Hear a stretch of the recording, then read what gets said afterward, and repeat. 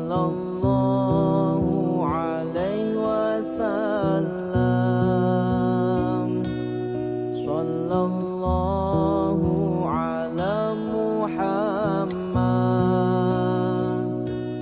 Sallallahu alaihi wasallam. Sallallahu ala Muhammad. Sallallahu alaihi wasallam. Anta syamsun, anta badrun, anta nurun fawqa nuri. Anta syamsun, anta badrun, anta nurun fawqa nuri. Anta iksirun wa ghali, anta misbahu suduri.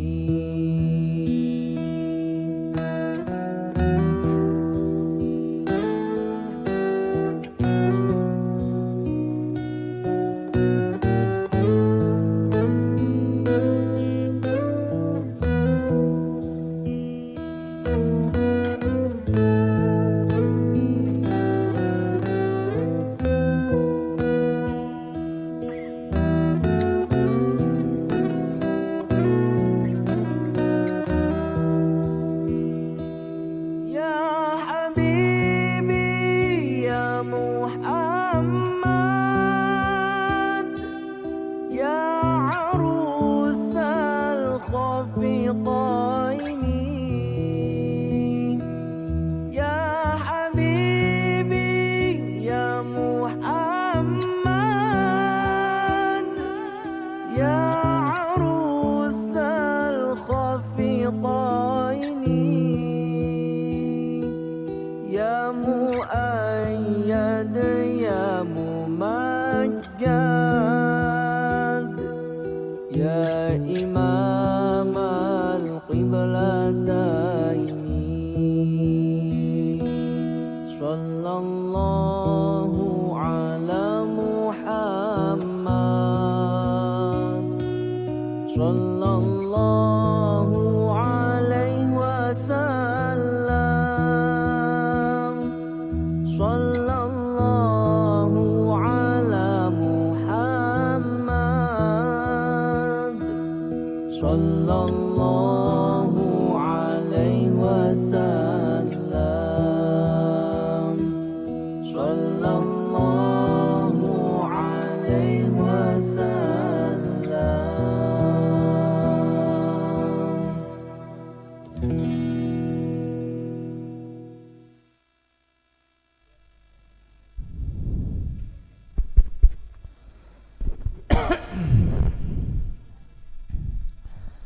Assalamualaikum warahmatullahi wabarakatuh.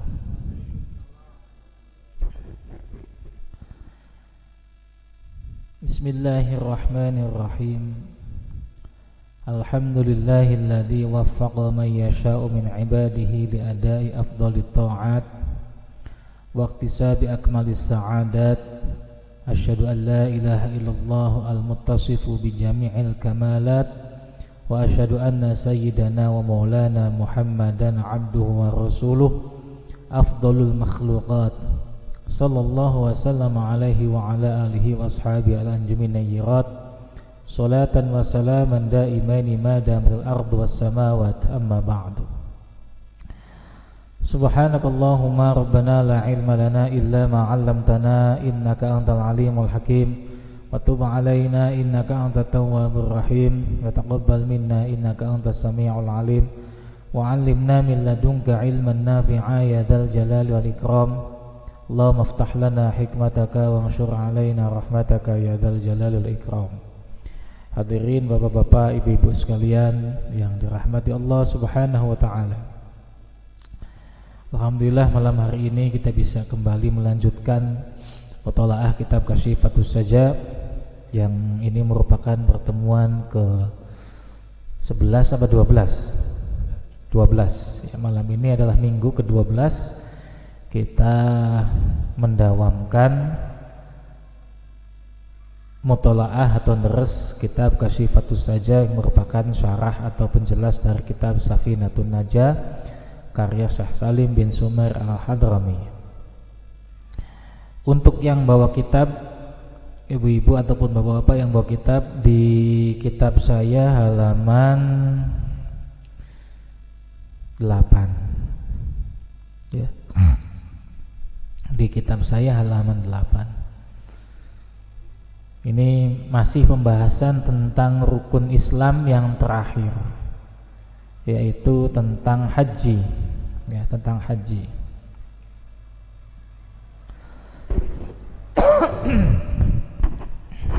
Namun sebelum kita lanjutkan, marilah kita bersama-sama berkirim hadiah Fatihah terlebih dahulu untuk para guru-guru kita, para orang tua kita, para kiai pengasuh pondok pesantren di seluruh Nusantara, para habaib, wabil khusus untuk penyusun kitab ini yakni Syekh Salim bin Sumer Al-Hadrami dan Syekh Nawawi Al-Bantani. Semoga ilmu yang kita kaji bermanfaat untuk kita baik di dunia maupun di akhirat. Nawaitu ta'allum wa ta'lim wa tadhakkur wa tadhkir wa naf'a wal intifa' wal ifadah wal istifadah wa du'a ila al-huda wa dilalatul khair ibtighan wajhillah wa mardatihi wa qurbihi wa thawabihi wal fatihillah mu'alifi hadha kitab Syekh Salim bin Sumer Al-Hadrami wa Syekh Nawawi Al-Bantani wa ila hadratil man 'allamana wa syekhana wa jami' ulama'i wal awla'i wa syuhada'i was-sholihin wa ila hadratil Nabi Mustafa Muhammadin sallallahu alaihi wasallam wa ala alihi wa ashabihi wa azwajihi wa dzurriyyati ajma'in. Syaulillahi lahum al-Fatihah. A'udzu billahi minasy syaithanir rajim. Bismillahirrahmanirrahim. Alhamdulillahi rabbil alamin arrahmanir rahim maliki yaumiddin. Iyyaka na'budu wa iyyaka nasta'in ihdinas siratal mustaqim siratal ladzina an'amta 'alaihim ghairil maghdubi 'alaihim waladdallin amin. Sebelum saya lupa ya, saya ingin berterima kasih kepada para dermawan, para donatur yang sudah memberikan kontribusi untuk lancarnya kegiatan pengajian pada malam hari ini. Semoga Allah membalas dengan balasan yang lebih baik lagi. Semoga Allah bukakan pintu rezeki bagi para donatur dan dermawan. Semoga semakin ditambah rezekinya, semakin diberkahkan rezekinya, semakin membawa manfaat yang lebih luas, khususnya untuk umat Islam. Dan kita semua berharap semoga acara ini senantiasa istiqomah ya. Kita juga semoga senantiasa istiqomah dalam menjalankan kegiatan yang baik ini. Selanjutnya kita akan baca halaman 8 wa khamisuha. Yang bawa kitab sudah ketemu? Agak ke tengah ya. Yang ada link, ada dalam kurungnya, yang ada dalam kurung yang pertama itu wa khamisuha hijjul baiti. Oh bukan, yang kurung yang pertama tafsiratun. Kurung yang kedua wa khamisuha hijjul baiti.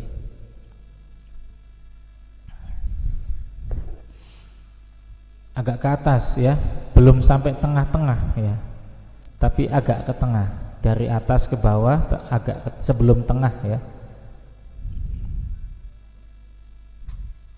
Terus ke bawah lagi. Terus. Ini yang atasnya nadhaman bukan? Nadhaman bukan atasnya, syair.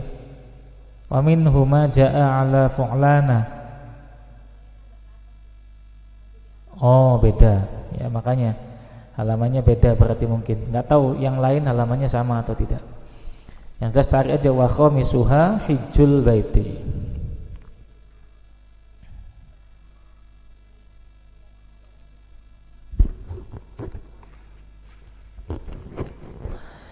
Sudah ketemu ya? Bismillahirrahmanirrahim. Qala al-mu'allif rahimahullah ta'ala wa nafa'ana bihi bi'ulumihi wa matana bi asrarihi wa a'ada alaina barakati amin ya rabbal alamin.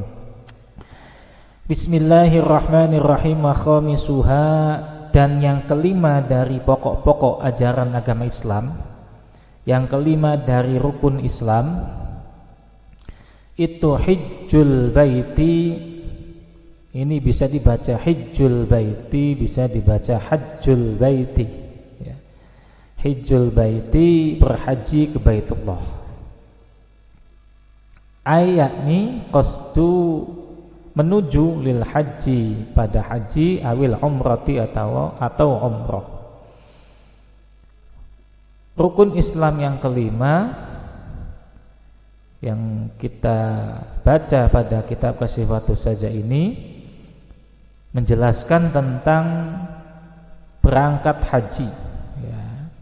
Bagi siapa, bagi seseorang, istata'a, yang sanggup, siapa ilaihi, pada hijjul bait, apa yang sanggup, sabilan, perjalanannya. Jadi berangkat haji itu wajib, ya, wajib bagi umat Islam. Tapi wajibnya tidak mutlak. Karena apa? Karena kewajiban itu hanya berlaku bagi orang yang memang mampu atau sanggup melaksanakan atau menjalankan ibadah haji ke Baitullah. Wahuwa, bahwasanya haji itu minasyara'i, termasuk dari syariat-syariat al-qadimati, yang terdahulu. Dan haji itu merupakan syariat yang tidak hanya ada pada agama Islam. Maksudnya tidak hanya ada pada agama atau syariat yang dibawa oleh Nabi Muhammad. Sejak dulu kala haji itu sudah ada, ya. Haji itu sudah ada. Bahkan ma min nabiyyin, tidak ada dari nabi, tidak ada seorang nabi pun, illa, kecuali, wa hajja, ya, ai wa huwa hajja, kecuali beliau itu melaksanakan ibadah haji. Jadi seluruh nabi-nabi Allah, seluruh nabi-nabi Allah yang jumlahnya ada yang meriwayatkan itu 124.000 jumlahnya nabi. Kalau rasul yang wajib kita ketahui kan ada 25. Rasul itu utusan Allah, ya. Kalau nabi itu mendapatkan wahyu tapi tidak wajib untuk mendakwahkannya. Kalau rasul itu wajib untuk mendakwahkannya. Nah, nabi itu jumlahnya banyak, ya. Ada yang mengatakan 124 itu yang umum, ada yang mengatakan lebih banyak lagi. Nah, yang 124.000 itu semuanya dikatakan ulama pernah melakukan haji ke Baitullah, ya. Khilafan, ada perbedaan pendapat, liman, bagi seorang, istasna, yang mengecualikan. Bagi ulama, ada ulama yang mengecualikan Hudan, Nabi Hud, wa Sholihan, dan Nabi Soleh, ya. Pendapat yang paling masyhur mengatakan seluruh nabi-nabi Allah yang jumlahnya 124.000 itu berhaji semua ke Baitullah. Tapi ada pendapat ulama yang mengatakan kecuali Nabi Hud dan Nabi Soleh, ya, kecuali Nabi Hud dan Nabi Soleh. Waruya, dan diriwayatkan anna Adama, sesungguhnya Nabi Adam alaihi salam itu hajja, berhaji, siapa Nabi Adam, arba'ina sanatan, selama 40 tahun, minal Hindi, dari negeri Hindi. Negeri Hindi itu negeri India, ya. Masyian, halnya dengan cara berjalan. Jadi Nabi Adam alaihi salam itu berangkat dari India menuju Makkatul Mukarramah untuk berhaji jalan kaki selama 40 tahun. Mengapa bisa selama itu? Yang jangan bayangkan kondisinya kayak sekarang, ya. Sudah ada pesawat, sudah ada jalan, sudah banyak orang. Ingat Nabi Adam itu manusia satu-satunya di muka bumi pada saat itu. Satu-satunya manusia di muka bumi. Jadi dia diperintahkan haji oleh Allah Subhanahu wa taala, Adam kamu haji. Mana enggak ditunjukin lagi di mana lokasinya Makkah. Pokoknya diperintahkan suruh haji aja. Bingung dia, kagak ada GPS, enggak ada Google Map. Jadi berangkat aja melalui hutan-hutan belantara itu, hutan belantara, lautan, padang pasir. Mending kalau ada orang bisa nanya, enggak ada orang pula. Karena satu-satunya manusia di muka bumi. Jadi makanya ya bisa nyasar-nyasar juga itu. 40 tahun baru nyampe Mekah. Jalan kaki dari Hindi atau India. Wakilah dikatakan Nabi Adam dari Pakistan, Colombo ya. Ya Pakistan India satu itu sih, satu bangsa seperti itu. Dari negaranya Shahrukh Khan sana ya. Itu 40 tahun perjalanan. Jadi kalau jenengan sekarang daftar haji kok waiting listnya sampai 20 tahun, yaitu masih baru separuhnya Nabi Adam. Jadi nggak usah mengeluh, wah daftar haji ini sekarang waiting listnya 10 tahun, 15 tahun, 20 tahun. Iya kalau kita masih hidup. Kalau udah mati, ini Nabi Adam nunggunya 40 tahun Pak ya. 40 tahun Bu Nabi Adam itu. Dan jenengan cuman 20 tahun, habis itu kan kalau memang udah waktunya berangkat langsung berangkat itu 8 jam sudah nyampe Jeddah ya.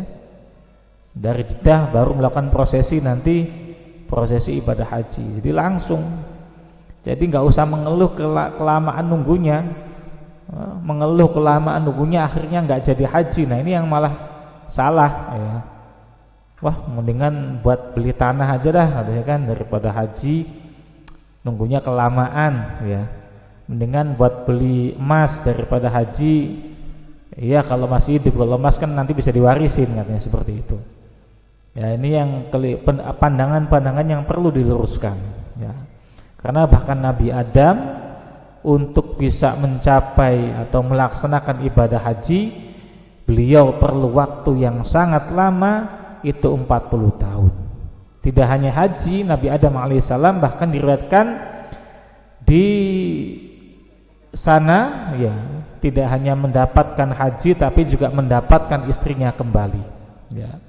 Bertemu dengan istrinya yang berpisah ketika diturunkan dari surga ke dunia. Bertemu di Arafah, tepatnya di Jabal Rahmah. Makanya di Jabal Rahmah ada tugu kasih sayang ya. Sama orang Indonesia dicoret-coret tuh Jabal Rahmah tugas sayang tuh, ada Sugiono Wasye. Nah dicoret-coret ya gitu tuh, Masya Allah. Nah itu Nabi Adam ya. Wa Isa dan Nabi Isa. Wa Isa dan Nabi Isa yuhtamalu diduga ya. Anna khususnya Nabi Isa itu haji Nabi Isa qabla raf'ihi, sebelum diangkatnya Nabi Isa ilas sama'i, menuju ke langit. Dalam keyakinan kita Nabi Isa alaihi salam itu kan tidak disalib. Dalam keyakinan kita ya, Nabi Isa alaihi salam tidak disalib tapi diangkat oleh Allah Subhanahu wa taala ke atas ke langit. Siapa yang disalib? Yang disalib adalah seorang pengkhianat. Siapa namanya saya lupa itu. Yudas Iskariot. Ya, Yudas Iskariot itu dalam keyakinan kita. Tentu saja keyakinan kita berbeda dengan keyakinan umat Nasrani yang mengatakan yang disalib adalah Isa Al-Masih ya.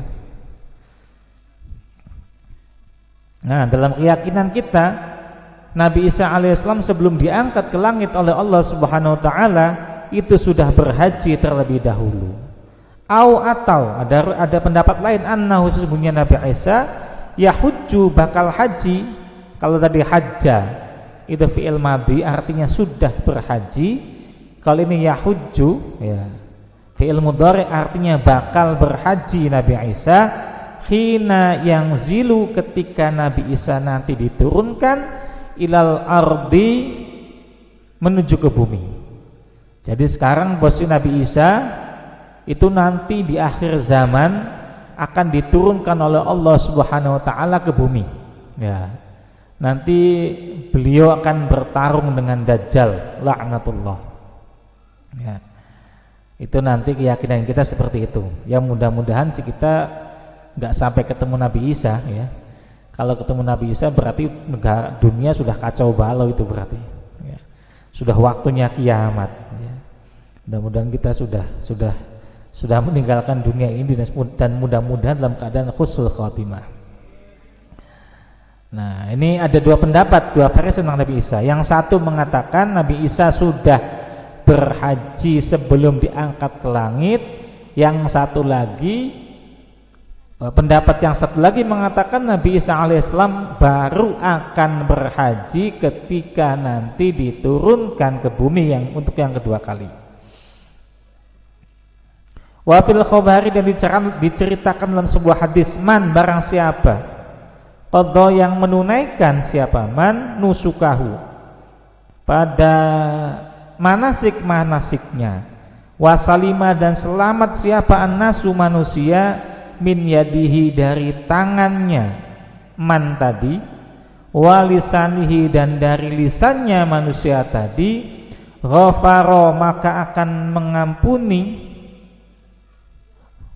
Rufiro maka akan diampuni lahu bagi man ma dosa taqaddama yang sudah terdahulu, min dambihi dari dosa-dosanya orang tersebut, wa ma ta'akhkhara dan dosa-dosa yang akan datang.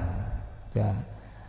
Kata sebuah hadis, berarti ini kata Rasulullah SAW. Dalam sebuah hadis dikatakan, barang siapa yang menjalankan ibadah haji, kemudian orang-orang yang di sekitarnya, ya, wasalima annasu min yadihi walisanihi, orang-orang yang ada di sekitarnya selamat dari perbuatan jahat dia, baik itu perbuatan jahat yang dilakukan oleh tangannya, kekuasaannya, jabatannya maupun lisannya, maka dosa-dosa yang terdahulu maupun yang akan datang akan diampuni oleh Allah Subhanahu wa ta'ala. Bersih berarti dia bebas ya. Dosa yang dulu diampuni, dosa yang akan datang juga diampuni. Ya, sebenarnya ini hadis agak tricky kalau menurut saya ya. Trikinya apa? Dosa yang diampuni jelas, dosa yang terdahulu diampuni karena haji. Dosa yang akan datang diampuni karena orang-orang di sekeliling dia, wasalima annasu min yadihi walisanihi. Kalau dia tidak berbuat jahat terhadap orang lain, baik itu dengan kekuasaannya, dengan tangannya, dengan jabatannya maupun dengan lisannya, otomatis kan memang dia nggak punya dosa, jadi nggak usah diampuni, udah nggak ada dosanya, seperti itu ya. Jadi luar biasa ini hadis ini. Kalau orang bisa berangkat haji dan bisa orang-orang lain selamat dari perbuatan jahatnya, maka akan diampuni dosa-dosanya. Wa infaqud dirhami, dan menginfakkan dirham al-wahid yang satu, maksudnya menginfakkan satu dirham. Infak itu bisa dimaknai tasarruf juga ya, mengeluarkan uang satu dirham. Nah, mungkin lebih mudah dipahami. Mengeluarkan uang satu dirham fi dzalika, di dalam haji ya, itu ya'dilu sebanding alfa alfin, 1000 dari 1000, berarti berapa? 1000 kali 1000 itu berapa? 1 juta ya, setiau kata orang Betawi. Nih, bener nggak?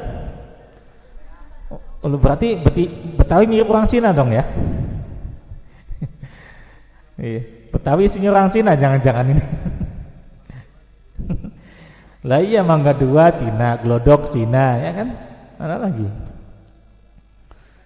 Alfa alfin. Jadi 1 dirham ya, uang yang dikeluarkan atau harta yang ditasarrufkan, harta yang dibelanjakan untuk kepentingan haji, 1 dirham itu sebanding dengan 1000 dirham fima, di dalam perkara siwahu, selain haji.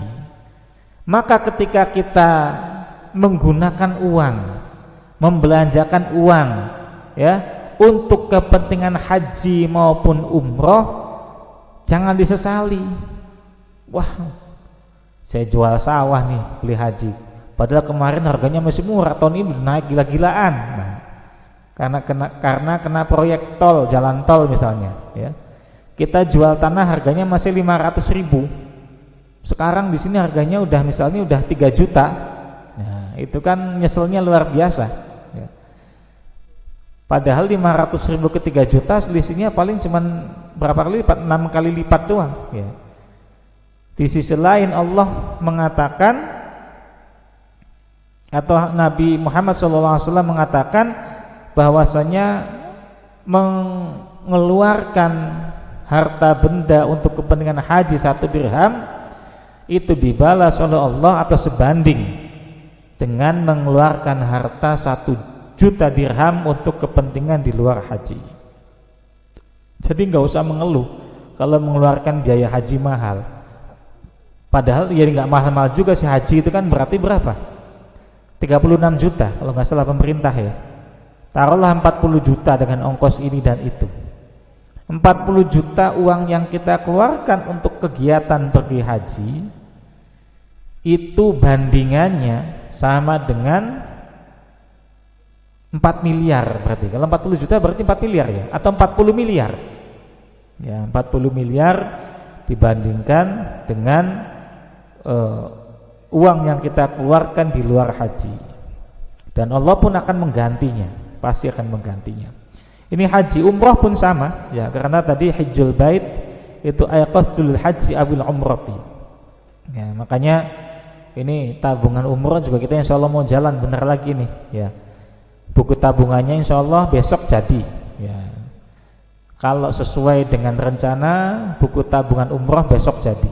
Ya, nanti akan saya umumkan di di grup, ya, bagi yang masih berkeinginan untuk mengikuti tabungan umroh dan haji, ya, tabungan umroh dan haji mungkin bisa menghubungi humas di RT-nya masing-masing. Ya. Yang jelas uangnya nggak saya pegang. Uang yayasan nggak saya pegang, uang haji nggak saya pegang, uang umroh nggak saya pegang, uang madrasah nggak saya pegang, ya. Saya cuma pegang uang jualan bubur aja, ya, sama jualan kirpes itu karena jualan saya. Kalau uang umat itu biar dipegang bendahara. Saya nggak pernah tahu wujud uangnya kayak apa tuh, nggak pernah tahu. Dari dulu masjid juga sama seperti itu. Itu bendahara yayasan nanti yang pegang. Ya, saya nggak mau tahu, nggak mau pegang, ya kan. Oh, orang nggak pegang aja fitnahnya banyak, apalagi megang. Ya.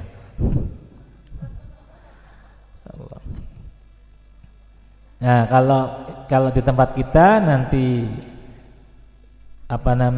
umrohnya insyaallah mudah-mudahan bisa terkumpul selama 3 tahun itu 27 juta. Kalau itu bisa terkumpul nanti kita bisa berangkat. Itu udah mantap, udah angka segitu mah umrohnya insyaallah bukan abal-abal lagi itunya. Bironya, travelnya. Mana tadi? Rawahu, hadis tadi diriwayatkan oleh At-Tirmidzi, Imam At-Tirmidzi. Mawaroda, dan datang fil khabari dalam sebuah hadis. Annal baital haram, sesungguhnya baitul haram, yahujjuhu, berhaji pada baitul haram, kulla amin, setiap tahun, sab'una alfan, 70.000 minal basyari, dari manusia. Ya. Dalam sebuah hadis dikatakan bahwasanya ketika Allah menciptakan, ya, Baitul Haram, menciptakan Ka'bah, Allah sudah janjikan kepada Ka'bah setiap tahun minimal 70.000 manusia yang hadir. Lah bagaimana kemarin pas corona? Ya, corona nggak ada tuh sebut 70.000, ya kan? Nah, ini ada keterangannya, fa idza naqasu, maka seandainya berkurang andalika dari sab'una alfan, seandainya kurang dari 70.000, ya, andalik atammahumullah, maka atammahum, akan menyempurnakan siapa Allah, Gusti Allah azza wa jalla, minal malaikati, dari malaikat. Jadi ternyata kemarin di Makkah sebenarnya tetap ramai aja pas umroh itu, pas corona itu. Tapi yang haji tidak kelihatan, yang umroh nggak kelihatan, karena yang haji dan umroh adalah para malaikat. Itu yang seneng berarti orang sana itu, yang jadi OB ya, yang jadi cleaning service-nya Masjidil Haram itu berkahnya luar biasa. Ketika yang lain tidak bisa berhaji, yang lain tidak bisa umroh, mereka malah bisa haji dan umroh bareng malaikat. Top itu. Nah kita yang di sini haji di mana? Di kawasan ada tuh Ka'bahnya di sana. Ya. Selama corona hajinya di situ ya, di dekat pabrik Honda. Jadi 70.000 minimal, angka itu minimal. Wa idza zadu, dan seandainya bertambah andalika dari angka sab'una alfan, angka 70.000, yaf'alu, maka berbuat siapa Allah Gusti Allah ma yuridu, terserah Allah ya. Seandainya angkanya lebih dari 70.000 ya terserah Allah nanti bagaimana ngaturnya. Pokoknya nanti ada yang harusnya berangkat nggak jadi berangkat ya kan, harusnya berangkatnya banyak akhirnya diluaskan lokasinya. Makanya kan sekarang muat berapa juta itu ya, hampir 3 jutaan setiap musim haji itu ya, itu yang resmi, belum yang nanti ilegal ya. Ada aja yang kayak gitu, yang dilahnya ada aja jalannya untuk lolos tuh ya. Ilegal itu kadang-kadang yang ilegal itu sampai nggak bisa pulang ya, dan yang ilegal itu setiap tahun ada aja, tidak haji tidak umroh selalu ada ya. Saya dapat cerita ini ya dari karena banyak saudara saya yang bekerja di bidang travel ya. Itu bahkan Pak D saya, karena beliau termasuk pejabat di organisasi yang ngurusin haji dan umroh, itu tiap tahun katanya ngulangin orang haji dan umroh yang ilegal itu dengan cara deportasi ya, itu puluhan ribu ya, ribuan lah yang dipulangin itu, deportasi udah ya. Karena emang bermasalah, paspornya nggak sesuai lah segala macam ya. Dan mereka ada aja, dan banyak juga yang terjebak. Masyarakat kita ini banyak yang terjebak. Harga-harga murah kan paling diminati, padahal harga murah itu juga risikonya besar ya. Umroh, makanya saya nggak berani nanti kalau seandainya dikasih kesempatan kita oleh Allah bisa berangkat umroh, saya nggak mau nyari travel yang ngasih harga umroh di bawah 22 juta, minimal banget 22 juta ya. Syukur-syukur bisa di angka 24 juta, 25 juta, itu angka yang aman ya. Mustahil, nggak mungkin ya, nggak mungkin, balik modal aja nggak ya. Ya 3 tahun yang lalu 18 juta ada yang berangkat ya, ada yang berangkat, tapi sengsara ya. Sengsaranya apa? Sengsaranya pesawatnya, tiketnya dadakan, nyampe sana nyari transportasi dadakan, jadi nunggu ya, kebanyakan nunggunya. Nyari tempat penginapan juga dadakan ya, nyari catering buat makan dadakan juga. Pokoknya repot lah, jamaah banyak yang terlunta-lunta. Itu yang angka 18 juta. Kalau yang 22 juta itu sudah agak aman lah. Saya sih pengennya di atas itu, kalau bisa 24 juta minimal, itu aman. Nah kalau ada yang nawarin 13 juta karena ini yang punya orang kaya, ini niatnya sedekah, sudah. Kalau sedekah mah total aja kalian gratis gitu ya. Ngasih angka 12 juta umroh itu mah tipu-tipu itu. Yang ngasih duit pertama mungkin berangkatnya, yang berikutnya bisa jadi terjebak nantinya. Jangan ya, kalau memang bapak-bapak punya rezeki mau umroh ya, jangan minimal yang Nah ini kata hadis seperti itu. Wa annal baital ma'muro, dan sesungguhnya baital ma'mur fis sama'i, di langit, ar-rabi'ati, yang keempat ya.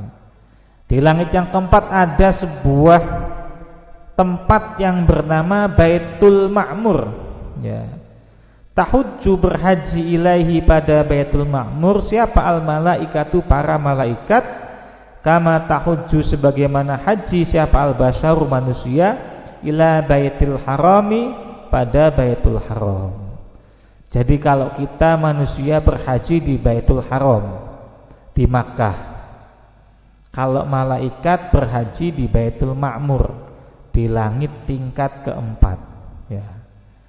Itu setiap hari ya, malaikat yang masuk Baitul Ma'mur itu 70.000 jumlahnya, dan itu nggak keluar lagi.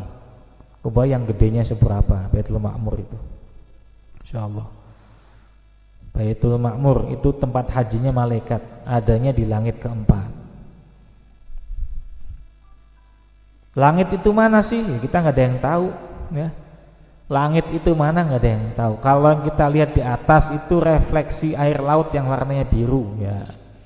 Makanya kalau malam karena nggak ada cahaya matahari, nggak ada refleksinya, yang ada ya gelap. Makanya kalau astronot terbang, ya, pakai pesawat luar angkasa menuju bulan, itu nggak ada langit biru. Langit biru itu kalau kita melihatnya dari bumi. Kalau melihatnya dari bulan, nggak ada langit biru, nggak ada laut di bulan. Artinya nggak ada cahaya yang bisa direfleksikan, nggak ada warna yang bisa direfleksikan. Kita melihat langit atau atas itu berwarna biru karena itu refleksi dari air laut, ya. Kalau kita melihatnya dari planet lain, misalnya bulan, maka nggak ada istilah langit biru, ya. Di langit yang biru itu nggak ada kayak gitu. Yang ada ya gelap, hitam semuanya, ya, gelap semua.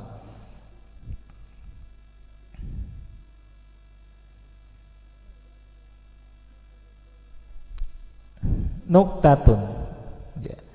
Hukiya diriwayatkan an Muhammad ibnil Munkadir. Ada sebuah cerita dari Muhammad ibnil Munkadir yang menjadi putranya Bapak Syekh Munkadir, ya. Muhammad bin Munkadir ini seorang tabi'in. Tabi'in itu sebagaimana yang sudah kita mutolaah di sebelumnya, itu muridnya para sahabat, ya. Kalau sahabat itu muridnya Rasulullah atau orang yang pernah berjumpa Rasulullah dalam keadaan Islam, ya. Kalau sekedar berjumpa tidak Islam, ya bukan sahabat, ya. Kan banyak orang berjumpa Rasulullah tapi tidak Islam, contohnya Abu Jahal, nah, itu berjumpa Rasulullah tapi nggak Islam. Tapi kalau berjumpa Rasulullah kemudian masuk Islam, kemudian beriman dan mati dalam keadaan iman, itu disebut sahabat. Nah, kalau tabi'in ini orang yang pernah belajar atau ngaji atau nyantri dengan sahabat. Nah, Ibnul Munkadir ini diriwayatkan beliau lahir tahun ke-30 Hijriah. Tahun ke-30 Hijriah berarti tidak ketemu Rasulullah, karena Rasulullah wafat tahun 10 Hijriah, ya. Rasulullah itu usianya 63 tahun. Diangkat menjadi Rasul usia 40 tahun di Mekah. Kemudian tinggal di Mekah selama 13 tahun. Kemudian hijrah, ya. Hijrah ke Madinah tahun ke-10 Rasulullah wafat. Berarti usia Rasulullah 63 tahun. Nah, Ibnul Munkadir ini lahir pada tahun ke-30 Hijriah. Wafatnya pada tahun 130 Hijriah. Berarti usianya 100 tahun, ya, cukup panjang usianya. Tapi 100 tahun Hijriah, ya, 100 tahun Hijriah. Jadi kalau Masehinya lebih pendek tuh, kemungkinan 90 berapa gitu kan, karena 100 tahunnya itu Hijriah. Nah, Ibnul Munkadir dikatakan sebagai orang yang sangat soleh, ya. Bahkan ada seorang ulama mengatakan melihat Ibnul Munkadir ini akan menambah keimanan kita kepada Allah Subhanahu wa taala. Melihat Ibnu Munkadir ini sangat bermanfaat bagi agama kita. Ini kata para ulama pada zamannya. Jadi ini luar biasa solehnya. Dengan memandang wajah ulama seperti Ibnu Munkadir, bertambah ketakwaan kita kepada Allah. Pengennya tuh sholat, deh. Ngelihat Ibnu Munkadir pengennya sholat. Ngelihat Ibnu Munkadir pengennya ibadah. Ngeliat Ibnu Munkadir pengennya ngaji.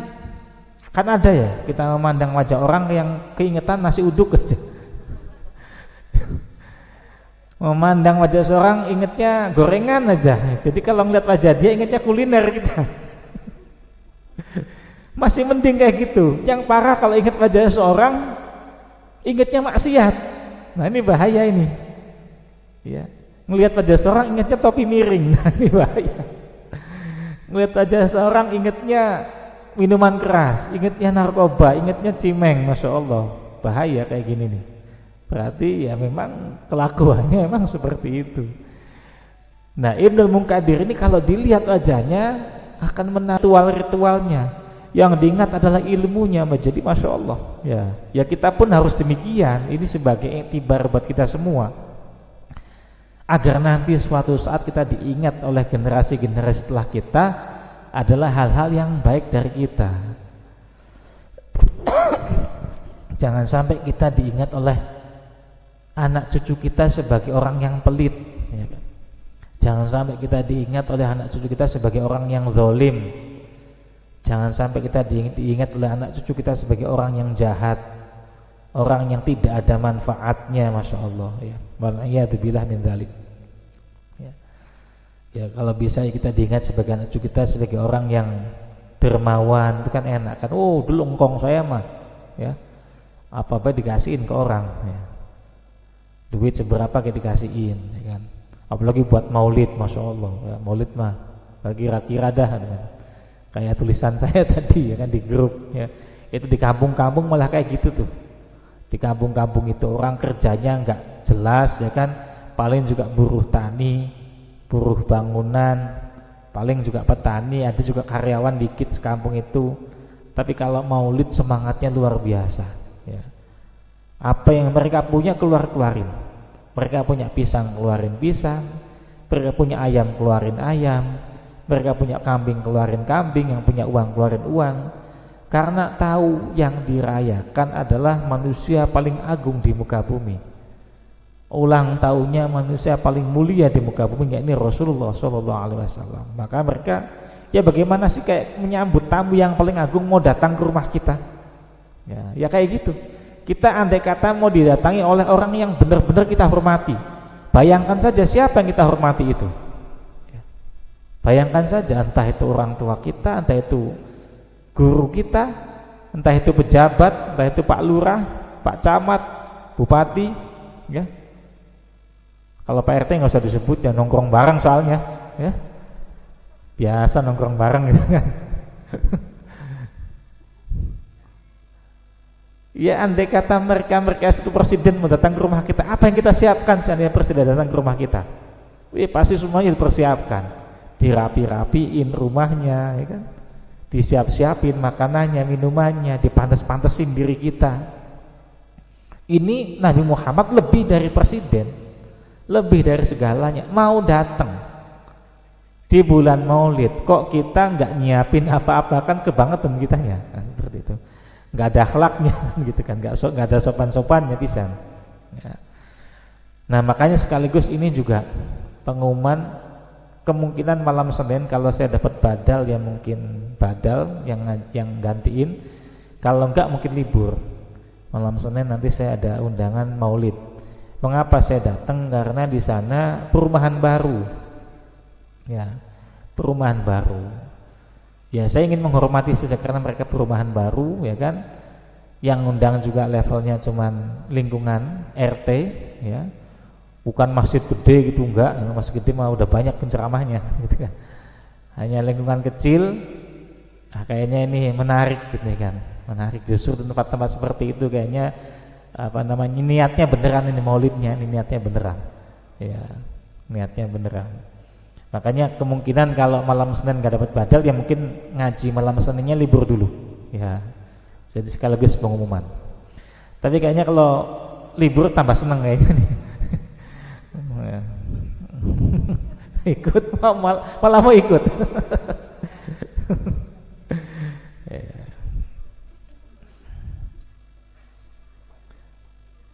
Mana tadi?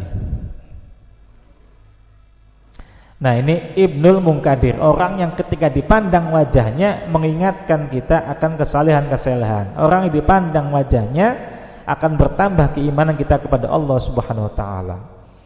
Annahu sesungguhnya Ibnul Munkadir itu hajja berhaji Ibnul Munkadir salasan wa salasina hajjatan, 33 kali berhaji. Salasan wa salasina 33 kali apanya? Hajatan, hajinya. Falam makana ketika ada akhiru hajjatin, pada akhir hajinya,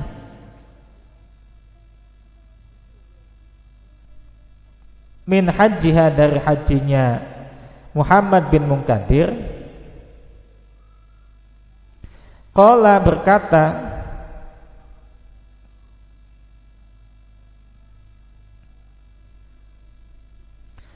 berkata siapa Ibnul Munkadir, wahwa bahwasanya Ibnul Munkadir bi Arafat ada di Arafah.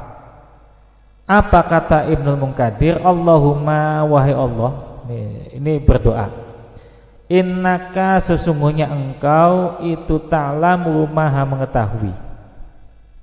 Anni sesungguhnya saya itu waqaftu wukuf saya fi mauqifi hadza di dalam tempat wukuf ini salasan wa salasina 33 apanya wukufnya. Jadi ini mengadu atau bermunajat kepada Allah, wahai Allah, engkau tahu bahwasanya saya ini sudah wukuf di tempat ini sebanyak 33 kali. Artinya sudah haji di tempat ini 33 kali. Fawahidatun maka yang satu an fardi dari kewajibanku. Satu untuk kewajibanku kata Syekh Muhammad bin Munkadir. Wasaniyatu dan yang kedua an abi untuk bapakku. Wasalisatu an umi yang ketiga untuk ibuku. Nah, jadi ini juga sebagai pemahaman kalau kita mau menghadiahkan pahala haji kita untuk orang tua kita, kalau sifatnya hadiah maka yang didahulukan ibu. Kalau sifatnya hadiah, kalau sifatnya perintah, ibu sama bapak kita memerintahkan bersama-sama maka yang didahulukan bapak ya. Kalau untuk hadiah yang didahulukan ibu. Kita mau menghadiahkan nih ya kan, ibu dulu kita kasih ke ibu dulu, baru nanti berikutnya haji berikutnya bapak kita. Kalau perintah ya bapak dulu. Ya ini kok ada orang bisa haji sebanyak 33 kali, banyak sekali ya kan. Ya jelas saja orang tinggalnya di sana ya. Tinggalnya di Arab ya bisa banyak sekali hajinya. Kalau kita kan tinggal di sini ya susah haji sebanyak ini, kecuali dia punya travel, punya biro haji, bisa tiap tahun berangkat ya. Makanya pas musim corona kemarin, kayak saudara-saudara saya yang tiap tahun berangkat haji itu senang ya. Corona itu senang karena apa? Pak Desa itu bilang alhamdulillah selama 18 tahun terakhir katanya, saya bisa lebaran haji di Indonesia. Karena tiap tahun dia berangkat. Nah gimana nggak berangkat bawa jamaah ya? Kalau itu kan tuntutan ekonomi memang, tuntutan pekerjaan membawa jamaah ya. Tapi gara-gara corona ya, 2 tahun ini beliau tidak haji, jadi bisa lebaran haji di Indonesia. Jadi senang ya, karena nggak pernah tahu rasanya berlebaran haji di Indonesia. Selama ini di sana terus. Nah, wa ushiduka dan disaksikan engkau ya Rabbi wahai Tuhanku, ani sesungguhnya saya qad wahabtu sungguh telah menghadiahkan as-salasina yang 30, kan 33 kali dia haji. Yang pertama kewajiban dia memang sebagai umat Islam, yang kedua untuk bapaknya, yang ketiga untuk ibunya, sisa 30 nih. Yang 30 katanya dia ingin Allah menjadi saksi bahwasanya yang 30 ini dihadiahkan buat siapa? Liman bagi seseorang waqafa yang wukuf dia mauqifi hada di dalam tempat wukuf ini, walam tataqabbal dan tidak engkau terima minhu dari wukufnya. Nah ini rahmatnya para ulama, Masya Allah. Sudah haji 33 kali, yang 30 dihadiahkan kepada orang yang hajinya tidak diterima oleh Allah. Karena ada aja orang haji tidak terima, ya entah karena syarat rukunnya yang kurang, ya entah niatnya yang nggak benar. Haji niatnya jualan, dari sini bawa barang-barang sampai sana dijual. Kalau zaman dulu yang sering dijual apa? Rokok. Dari sini bawa rokok, gudang garam, jarum ya. Belum ada Sampurna, Bentul zaman dulu mah. Zaman-zaman dulu tuh. Karena di sini belinya murah, di sana dijual mahal. Ya sekarang untung udah nggak boleh tuh kayak gitu. Ya udah nggak boleh. Ada yang jual macam-macam. Nah, Sampai sini, dari sini jual barang, sampai sana kulakan, beli kurma, beli karpet, beli segala macam, sampai sini jual lagi. Jadi memang kayak orang jualan, ya niatnya udah nggak lurus itu. Ada yang mungkin berangkat haji dari uang yang nggak bener, ya, uang nggak jelas, uang hasil korupsi buat haji, ya tetap sih dapat gelar haji.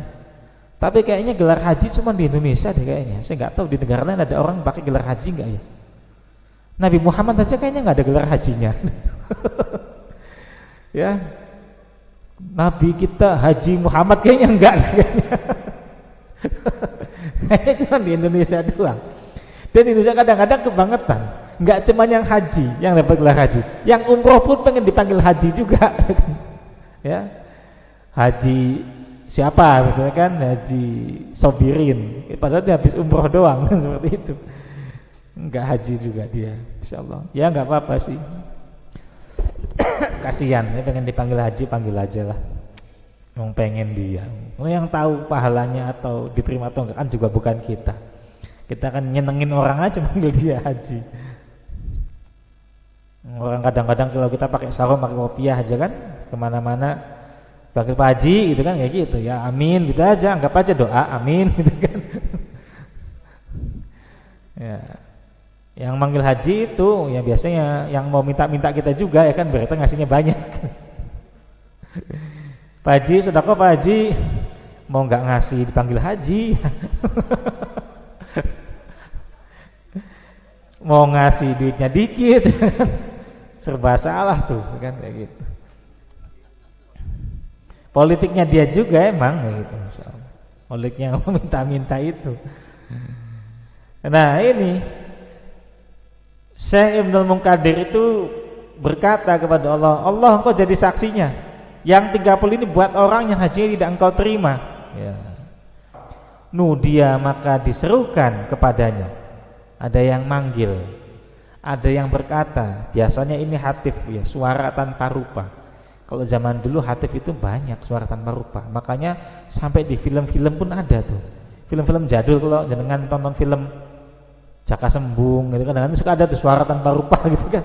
Film-film zaman dulu tuh, ya gitu kan suka ada. Film Wali-Wali Songo tuh kadang-kadang ada tuh.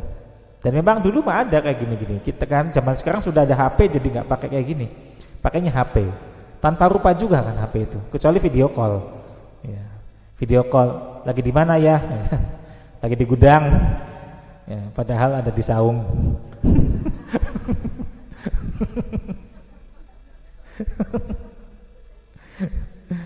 Insyaallah.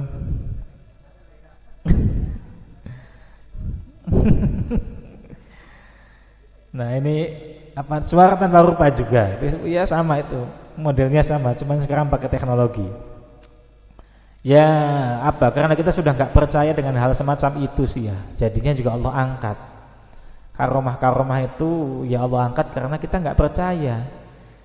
Saya pernah baca di kitab Riyadhus Shalihin kalau nggak salah, atau di mana saya lupa. Itu pernah Rasulullah SAW itu minta kepada sahabatnya kaki kambing. Ya ini saya diingat ya, kaki kambing nanti ingat saya lagi sama kaki kambing kan. Saya diingat karena kaki kambing gitu kan. Rasulullah minta pada sahabatnya kaki kambing, udah minta tuh. Pertama kali minta diambilin, yang kedua diambilin, yang ketiga diambilin, yang keempat diambilin, sampai minta yang kelima. Sahabatnya bilang, Rasulullah, kaki kambing kan jumlahnya ada 4, ilok minta sampai 5. Kata sahabatnya. Apa jawab Rasulullah? Kalau engkau diam saja dan engkau ambil tanganmu ke tempat ngambil itu daging itu, maka akan engkau dapatkan kaki kambingnya. Ya, kita ini kebanyakan kritis, ya, kritisnya kebablasan. Padahal yang nyuruh Rasulullah, harusnya nggak usah kritis kalau sama Rasulullah. Kalau sama kita kritis nggak apa-apa, kalau sama Rasulullah nggak usah kritis, ambil aja, pasti ada. Nah, karomah-karomah semacam itu karena kita sudah tidak percaya maka diangkat. Ya. Zaman wali banyak sekali cerita-cerita karomah. Ya. Bagaimana ketika Sunan Bonang menyulap, ya bukan menyulap, ya ini bukan sulap, soalnya karomah dengan sulap beda. Merubah kolang-kaling aren ya, buah aren itu menjadi emas ketika mau dirampok oleh Sunan Kalijaga. Itu karomah ya. Kalau karomah itu datangnya dari Allah, pertolongan dari Allah. Kalau sulap kan karena memang kemampuan kita ya. Kalau sulap itu agak mirip-mirip dengan sihir ya. Biasanya pakai khodam kalau sulap itu, entah khodamnya jin atau setan ya. Ya nggak tahu, seperti itu, tergantung yang punya seperti itu. Kalau karomah ya itu datangnya dari Allah. Bahkan bisa jadi orang yang muncul karomahnya nggak sadar ya, ketika sudah mengeluarkan keistimewaan semacam itu. Nah, karena kita udah nggak percaya, jadinya sudah hilang. Termasuk kayak tadi suara tanpa rupa, udah nggak percaya ya jadinya hilang. Kalau zaman dulu ada ilmu lempit bumi ya, orang bisa pergi kemana aja dalam waktu sekejap. Sekarang orang nggak percaya, lebih percaya pesawat ya sudah, akhirnya ya pakai pesawat. Bagi yang masih percaya mungkin masih ada ilmu-ilmu semacam itu ya. Termasuk hatif, suara tanpa rupa ya, orang udah nggak percaya, sudah nggak ada. Nah, dia katakan nggak rasional. Kalau bicara nggak rasional zaman dulu itu bagaimana rasionalnya ya? Rasulullah Isra Mi'raj bagaimana itu bisa rasional? Wali Songo bisa menyebarkan agama Islam, bagaimana bisa rasional? Nggak bisa dirasionalisasi ya. Banyak hal yang nggak bisa dirasionalisasi oleh akal pikiran kita, tapi toh faktanya memang demikian. Pasukan sekutu dikalahkan oleh pasukan lokal yang senjatanya terbatas. Coba logikanya di mana? Rasionalnya di mana? Kita pakai senjata, iya memang ada yang pakai senapan, itu pun hasil rampasan tentara Jepang kan, jumlahnya nggak banyak. Ada yang pakai golok, ada yang pakai bambu runcing, ada yang pakai tombak. Melawan sekutu yang punya senjata sangat lengkap ya, punya senjata berat, senjata ringan, pesawat udara, kok bisa menang itu? Peristiwa 10 November hari santri ini kan, pas hari santri, kok bisa menang? Itu gimana? Logikanya bagaimana? Rasionalisasinya bagaimana? Kalau pakai akal pikiran nggak mungkin menang. Ya, arek-arek Surabaya itu menang melawan sekutu, saya bisa mengalahkan Jenderal Malabi itu tanggal 10 November. Saya bisa membunuh Jenderal Malabi. Caranya bagaimana menangnya? Strategi jelas, mereka udah lebih pengalaman tempur orang-orang sekutu itu. Sekutu itu gabungan kan. Ya, tapi ya makanya dalam pembukaan Undang-Undang Dasar ada atas berkat rahmat Allah yang Maha Kuasa dan dengan didorong oleh keinginan luhur supaya berkehidupan kebangsaan yang apa itu saya lupa udah. Ya, itu di pembukaan UUD 45 kan ada itu. Ada atas berkat rahmat Allahnya. Karena tanpa rahmat Allah ya nggak mungkin lah. Ya, kita bisa menang perang tuh, melawan sekutu yang senjatanya sangat lengkap seperti itu. Nah, banyak sekali hal-hal yang memang tidak bisa dirasionalisasi. Jadi ya sudah diimani saja hal semacam itu ya. Termasuk agama ya iman saja. Bagaimana kita bisa merasionalisasikan Allah?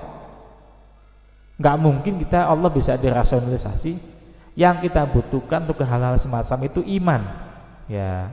Nanti setelah ini minggu depan kita akan membahas tentang rukun iman. Ini menarik dan ini siap-siap pusing ya. Agak memusingkan minggu depan ini.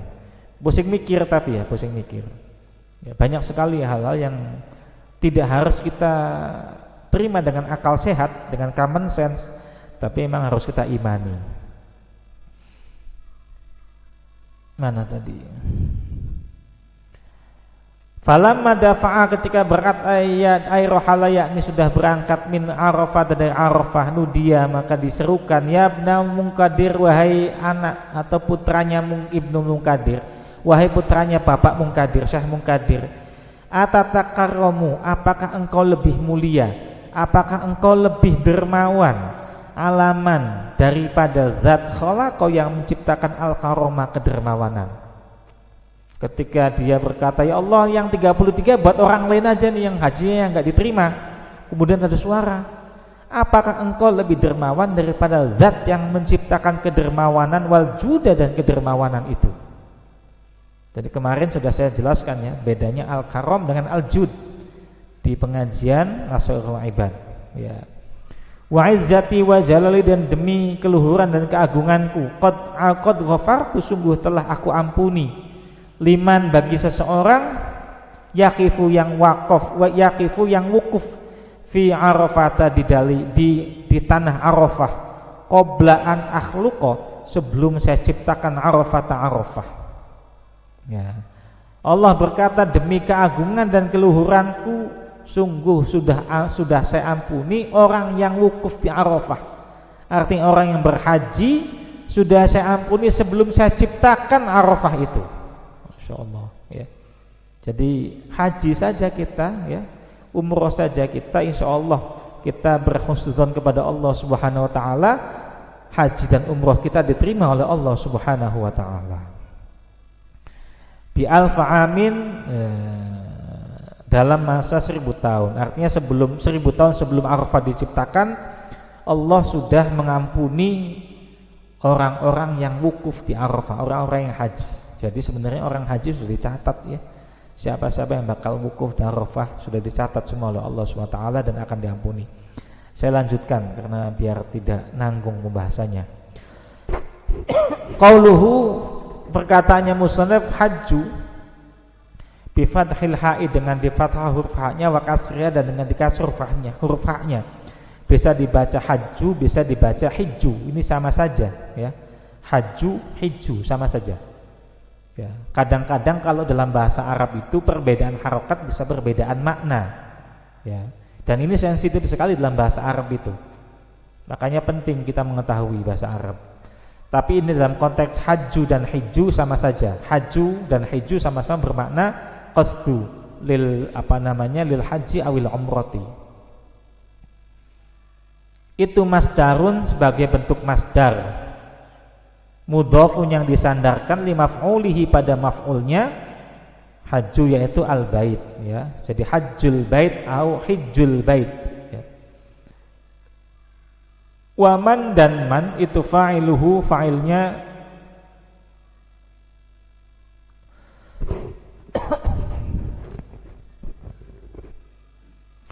waman dan man itu fa'iluhu, fa'ilnya.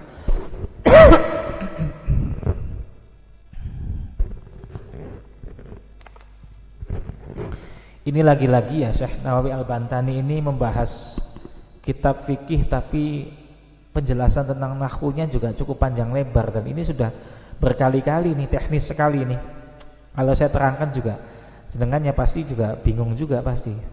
Tapi seperti yang saya katakan kemarin, kalau bahas nahwu, nah bilang paham ya paham aja, biar dikaruniai paham beneran maksudnya, ya, seperti itu. Wahwa utawi man, bahwasanya man itu ismun mausulin, isim mausul, ya. Mabniyun yang mabni ala sukuni, pada sukun. Jadi isim itu ada yang mabni, ada yang mu'rob. Kalau mu'rob itu akhir kalimatnya bisa berubah-ubah harokatnya, bisa dhamma, bisa fathah, ya, bisa kasroh, atau bahkan bisa sukun. Itu mu'rob namanya. Kalau mabni itu akhir kalimatnya tetap, ya. Bisa mabni itu sukun, ya, kayak tadi man itu mabninya sukun, nunnya pasti dibaca sukun.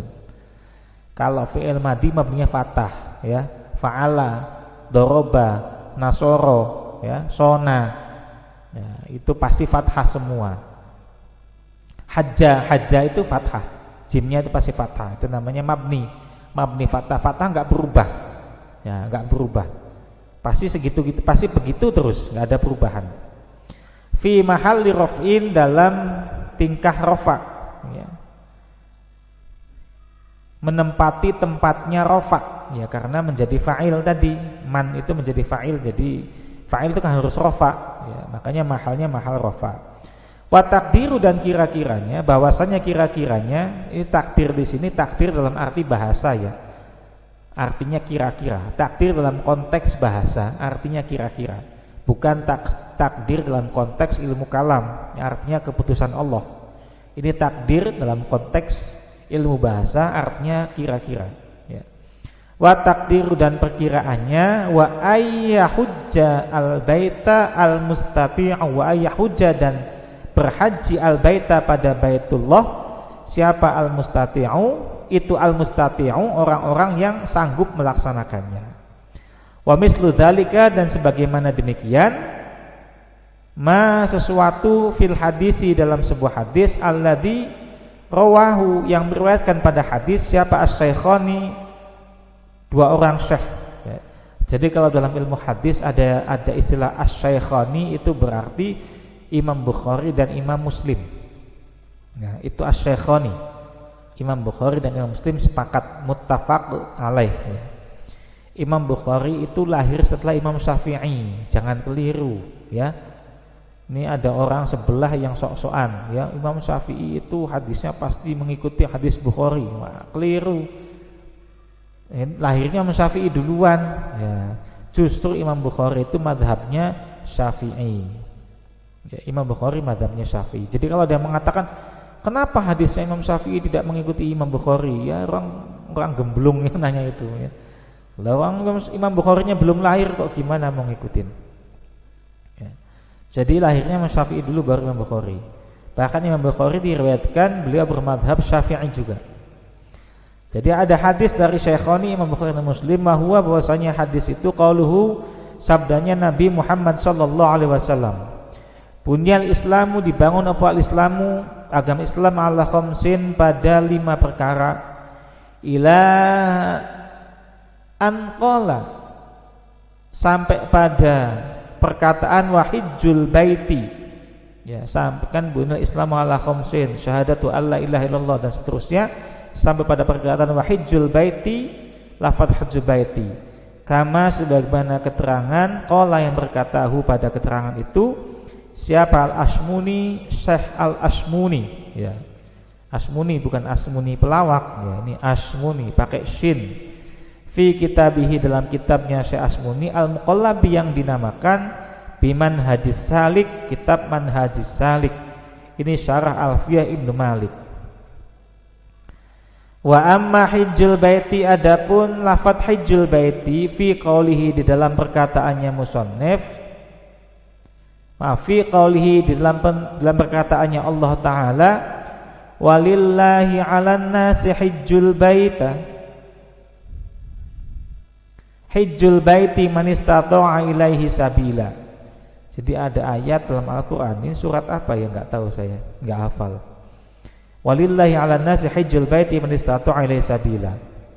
Fala yata'ayyanu, lafadz itu fala yata'ayyanu, maka jangan ditentukan fihi dalam lafadz man, lafadz man itu lil fa'iliyati, pada fa'il ya, pada fa'iliyah, pada bangsa fa'iliyah. Bal, bahkan yahtamilu, mengandung kaunuhu, adanya lafadz man tadi, badalan itu menjadi badal minan nasi, dari lafadz annas, badalu ba'din mingkul, sebagai badal ba'd mingkul. Jadi lafadz man pada firman Allah, walillahi 'alan nasi hijjul baiti man istata'a ilaihi sabila, man tadi tidak mesti fa'il, tapi bisa jadi berposisi sebagai badal atau pengganti. Badal itu pengganti. Pengganti dari lafadz apa? Dari lafadz annas. Annas itu manusia. Jadi kalau diartikan begini, walillahi, dan dari Allah, 'alan nasi, kewajiban dari Allah, 'alan nasi, bagi para manusia itu hijjul baiti, berhaji ke Baitullah, man ya, rupane kalau orang Jawa bilang ya, seseorang ya, seseorang ini. Jadi annas itu yang wajib itu siapa? Yaitu man, seseorang. Artinya tidak semua manusia. Makanya badal ini disebut badal ba'd mingkul, hanya sebagian. Man, sebagian manusia, istato'a, yang sanggup saja ya. Kalau tidak ada mannya, tidak ada badalnya, maka seluruh manusia wajib haji. Repot ini ya, kita yang nggak sanggup-sanggup juga disuruh haji, belum punya uang disuruh haji, kan repot sekali ya. Nah, cuman karena ini badal, jadi bagi yang sanggup saja. Khudifa, dibuang, apa robituhu, penghubungnya, lifahmi, karena sudah paham. Aiman istata'a minhum, yakni man, seseorang, istata'a, yang sanggup, minhum, dari annas. Jadi harusnya man istata'a minhum, karena minhumnya dibuang ya, robitnya dibuang. Wa ayyakuna, dan ada, dan bisa jadi itu mubtadaan menjadi mubtada, khobaru bahwasanya khobarnya itu mahdhufun dibuang. Bisa jadi man juga menjadi mubtada yang khobarnya dibuang. Fa'alaihi yakni fa'alaihi wajib bagi man ayyahujja berhaji ya, untuk berhaji. Au syartiyatun atau menjadi syarat jawabuha yang jawabnya syarat itu mahdhufun dibuang ya. Fal yuhajju fal yahujja kama sebagaimana keterangan qala berkatahu pada ma siapa Muhammad As-Sobani fi hasyiyati dalam hasyiyahnya Syekh Muhammad As-Sobani.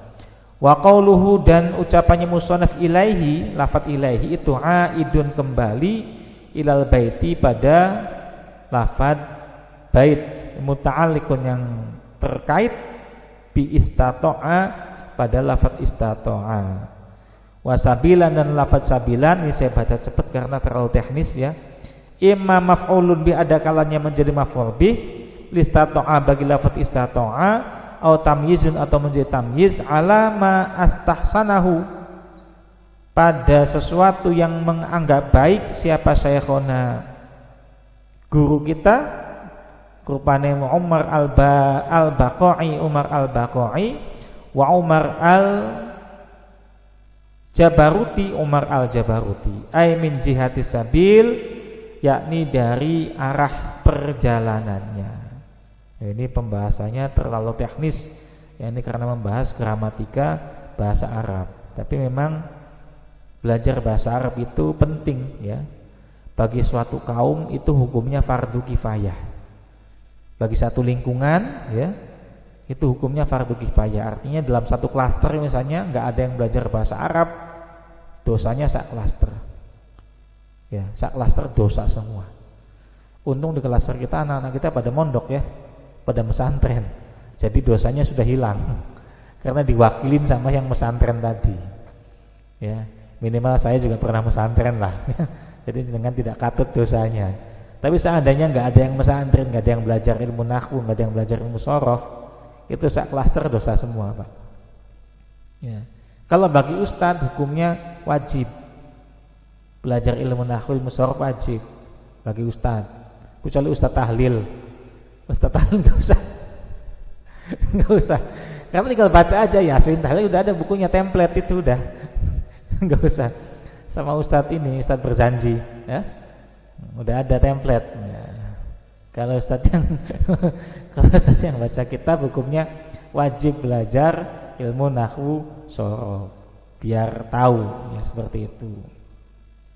Kalau jenengan ya sudah ada yang mewakili untungnya ya anak-anak kita yang sekarang sedang di pesantren, sedang di pondok ya mudah-mudahan kita doakan anak-anak yang sedang mondok ataupun yang mau mondok ya mau pesantren ataupun yang sudah di pesantren mendapatkan ilmu yang manfaat dan berkah ya untuk dirinya, untuk orang tuanya, untuk lingkungannya, untuk agamanya.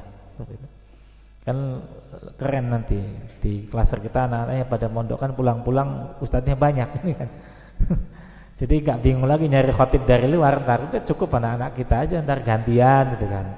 Sekarang anaknya siapa, Jumat depan anaknya siapa ya kan, tahlil juga gantian gitu kan. Sekarang siapa, insyaallah.